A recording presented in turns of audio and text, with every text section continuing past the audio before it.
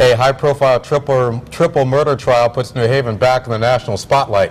Good evening, everybody. I'm Keith Koontz. I'm Ann Nyberg. The trial of Cheshire home invasion suspect Joshua Komisarjevsky is underway. He's charged in the 2007 murders of a mother and her two daughters, and this is a death penalty case. News 8's Jamie Muro has been inside the courtroom all day. He joins us live from outside of New Haven Superior Court with today's developments. Jamie?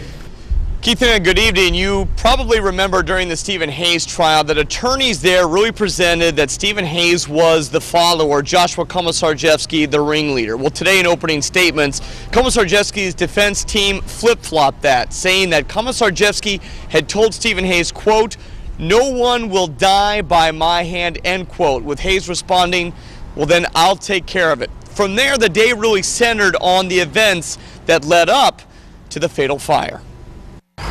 The two principal figures in this case arrived in very different ways. Dr. William Pettit was surrounded by both local and national media as he shuffled his way into the New Haven County Courthouse. One of the men accused of destroying his family, Joshua Komisarjevsky, made noise of a different sort with a police escort. Dr. Pettit had but a few words. We just hope justice is served, that's all. 5 witnesses testified today. A nurse in Dr. Pettit's office who received a call from Jennifer Hawk Pettit, Dr. Pettit's wife, saying he wouldn't be in because he wasn't feeling well. The two suspects were in the house at the time that call was made. There were 2 employees of the Bank of America in Cheshire reliving their exchange with Jennifer Hawk as she withdrew $15,000 not long before she would be killed. Dave Simsick, Dr. Pettit's neighbor, recounting how the bloody doctor appeared at his driveway asking for help.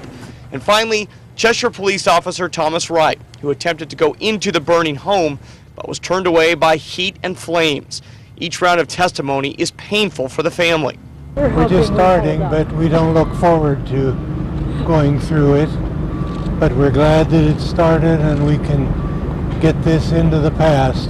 As for Komisarjevsky, he walked in wearing a dark suit and tie. His hair remains very short, and he was often seen interacting with his attorneys or closely examining exhibits on the large screen that hangs just a few feet away from where he's sitting.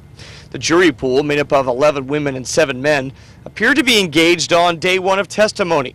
Judge Blue reminding them that this trial will take some time and to not talk to anyone about the trial until it is over. Now, tomorrow, expect more testimony, but who that exactly will come from is unknown. Remember, the witness list, this case, has been sealed. We're live in New Haven. Jamie Muro, News 8.